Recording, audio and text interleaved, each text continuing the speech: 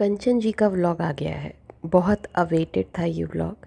थोड़ा टाइम लिया पर वो आ गई सामने और उन्होंने सारी बातें एज़ इट इज़ तो नहीं रखी, लेकिन हाँ, बहुत घुमा फिरा के उन्होंने कुछ बातें सामने रखी हैं जिसको मैं थोड़ा सा डिकोड करके आज आप लोगों को पॉइंट वाइज समझाऊंगी। नमस्कार, मैं आपकी मंजरी आज आपके साथ आई हूँ उस विषय को पूरा करने जो अधूरा छोड़ा था कंचन जी ने। कंचन जी ने एक बात उठाई थी इवेंट से रिलेटेड, जबलपुर के इवेंट से रिलेटेड, कि उन्हें नहीं बुलाया गया था या उन्हें बुलाया गया था, और अगर उन्हें बुलाया गया था तो वो क्यों नहीं गई। इन सारी बातों के सच को सामने लेके आने के लिए वो एक व्लॉग लेके आई थी जिसमें उन्होंने पूरी बातें तो नहीं बोली थी, बहुत ही थोड़ी सुपरफिशियल बातें रखी थी और ये कहा था कि मेरा नेक्स्ट व्लॉग आएगा जिसमें मैं अपनी पूरी बातें आपको बताऊंगी। उसी बीच में मोनिका जी का भी एक व्लॉग आता है और वो डांटती हुई नज़र आती हैं और ये बताती हुई नज़र आती हैं, जिसका मेरा एक व्लॉग भी है, आप देख सकते हैं पीछे जाके, कि तुम्हें नहीं बुलाया गया था, मेरे पास ब्रोशर है और उसमें तुम्हारा नाम नहीं है, प्रूफ के साथ वो ये बताती हैं।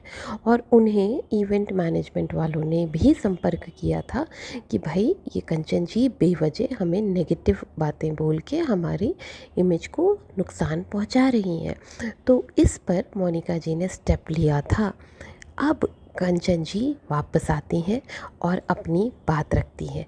वो ये कहती हैं कि मैं तो कोई भी बात सामने ला ही नहीं रही थी, मैं तो सिर्फ जगत दीदी के साथ मेरे कैसे रिश्ते हैं प्रेजेंटली, जगत दीदी के साथ मेरी रेगुलरली बात होती है या नहीं होती है, इस बारे में बात करने के लिए मैं एक दूसरा व्लॉग लेकर आ रही थी। बेवजह मुझे धमकाया गया और मेरे साथ लीगल एक्शन लेंगे ये सारी बातें की गई। तो चोर की दाढ़ी में तिनका। हाँ, वो यही कह रही हैं कि इवेंट मैनेजमेंट वाले इतना क्यों घबरा गए, वो क्यों मोनिका जी के पास गए, वो क्यों धमकाने लगे और वो क्यों इस तरह की बातें करने लगे। अगर उन्होंने कोई गलती नहीं की थी तो उन्हें शांत रहना चाहिए था। ये बात मुझे भी सही लगती है कंचन जी की। अब हम बात करते हैं कि कंचन जी ने क्या बताया, क्या हुआ था, कैसे जगत दीदी से इनकी बातचीत चालू हुई और किस लेवल पे इनका रिलेशन अभी है, इन देवरानी जेठानी का रिश्ता। तो जैसा कि हम लोगों को पता ही है पहले से कि देवरानी और जेठानी का रिश्ता अच्छा नहीं है। दोनों के रिश्ते उतने सौहार्दपूर्ण नहीं हैं जितने होने चाहिए। उसका एक कारण ये भी हो सकता है कि जेठानी कभी वहाँ रहती ही नहीं है। जब से उनके हस्बैंड की डेथ हुई है वो वहाँ पर नहीं जाती है। अब अगर बात करें कि वो कुछ समय पहले गई थी वहाँ पर और वहाँ पर उनकी देवरानी ने उनके साथ मिसबिहेव किया और रिश्ते और ख़राब हो गए।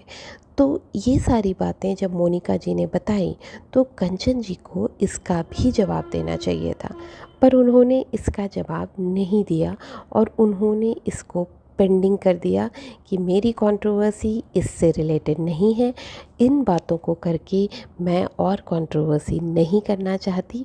और उन्होंने इन बातों का कोई जस्टिफिकेशन नहीं दिया। उन्होंने जबलपुर के इवेंट से रिलेटेड सारी बातें सिलसिलेवार इसलिए भी बताई क्योंकि वो ये बताना चाह रही थी कि उनकी जगत दीदी से रिलेशन कैसे वापस से स्टार्ट हुआ बातचीत, और वो बातचीत इस इवेंट के कारण ही स्टार्ट हुई थी।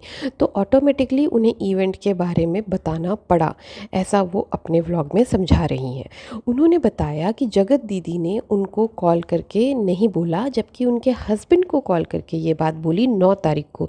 ध्यान दीजिएगा 10 तारीख को इवेंट था, 10 जनवरी को, और उनको कॉल किया जगत दीदी ने, उनके देवर मतलब उनके हस्बैंड को कॉल किया, अपने देवर को कॉल किया जगत दीदी ने 9 तारीख को, और कहा कि क्यों इवेंट वालों मैनेजमेंट वालों को परेशान कर रही है तुम्हारी वाइफ, यानी कि कंचन, मेरी देवरानी, जगत दीदी की देवरानी, क्यों परेशान कर रही है, बुलाने के लिए फोर्स क्यों कर रही है।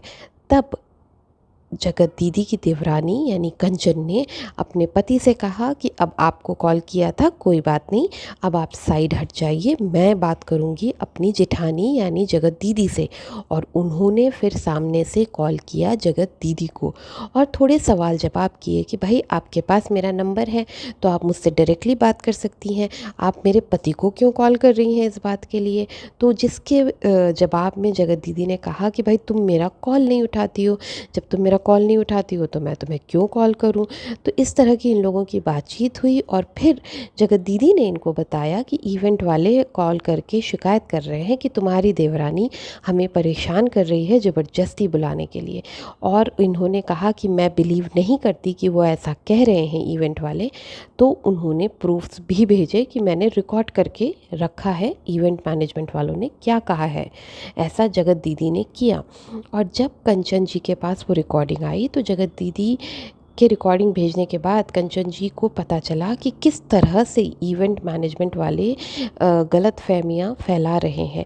और फिर उन्होंने इवेंट मैनेजमेंट वालों से बात की और कहा, और जगत दीदी से भी बात की और कहा कि देखिए मेरे पास भी रिकॉर्डिंग है, मेरे पास भी प्रूफ्स हैं कि वो लोग सामने से आए थे मुझे इनवाइट करने और वो लोग मुझे कह रहे हैं लास्ट मोमेंट तक कि आप सीक्रेट गेस्ट बन के आ सकते हो। सीक्रेट गेस्ट मतलब कि आप पेमेंट दे के नहीं आओगे लेकिन लोगों को लगेगा कि आप पे करके आए हो, इस तरह से गेस्ट बन के आ सकते हो। और उन्होंने कोई शर्त नहीं रखी थी कि 5 लोगों को लेके आओ या 5 लोगों को नॉमिनेट करवाओ, साथ में भीड़ करने के लिए वो सब करो जो मोनिका जी कह रही थी। इस बात से उन्होंने साफ साफ इनकार कर दिया है। साथ ही उन्होंने ये भी बताया कि कई लोगों के नाम लोकल जबलपुर से उन्होंने ही दिए थे इवेंट मैनेजमेंट को और उन्होंने उन लोगों को बुलाया भी उस इवेंट में, तो उसके सबूत भी उनके पास है। और जिस दिन यानी 9 तारीख को जब देवरानी जी ने कॉल किया इवेंट मैनेजमेंट वाली मैडम को तो उन्होंने बड़े ही प्यार से कहा कि ऐसी कोई बात नहीं है, आप आ सकती हैं और अपने साथ अपनी फैमिली फ्रेंड्स को भी ला सकती हैं। तो उनका ये कहना है कि इधर वाली बात भी सही है, मतलब जगत दीदी और इवेंट मैनेजमेंट वाले भी सही हैं और मैं भी सही हूँ, हम दोनों के पास प्रूफ्स हैं। तो उनका ये कहना है कि इस पूरे मैटर में कोई तीसरा ही खेल गया। अब क्वेश्चन ये है कि वो तीसरा कौन है। उनका कहना है कि वो कोई बड़ा यूट्यूबर है। तो कौन हो सकता है वो यूट्यूबर जो इन दोनों को लड़ा के और इवेंट मैनेजमेंट के थ्रू इनका वहाँ पे पार्टिसिपेशन कैंसिल कराना चाहता था।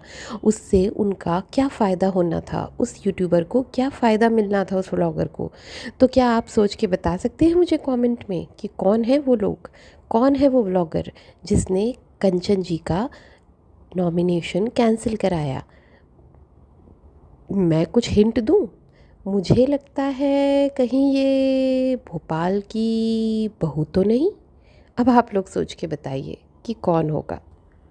जल्दी जल्दी कमेंट करके बताइए कौन है वो तीसरा जिसने बाजी मार ली इन दोनों के बीच में, देवरानी जेठानी के बीच में इस तीसरे ने बाजी मार ली। कौन है वो तीसरा। चलिए आज का व्लॉग यहीं ख़त्म करते हैं और प्लीज़ भाई आप लोग व्यू तो करते हैं, देखते हैं मेरा व्लॉग पर सब्सक्राइब करना भूल जाते हैं। प्लीज़ सब्सक्राइब करिए और बेल आइकन को प्रेस करिए जिससे आपको पता चलता रहे कि मेरे कितने व्लॉग्स आ रहे हैं, किस टॉपिक पे आ रहे हैं। अगर आप इंटरेस्टेड हैं तो उन्हें देखिएगा भी please. Thank you so much.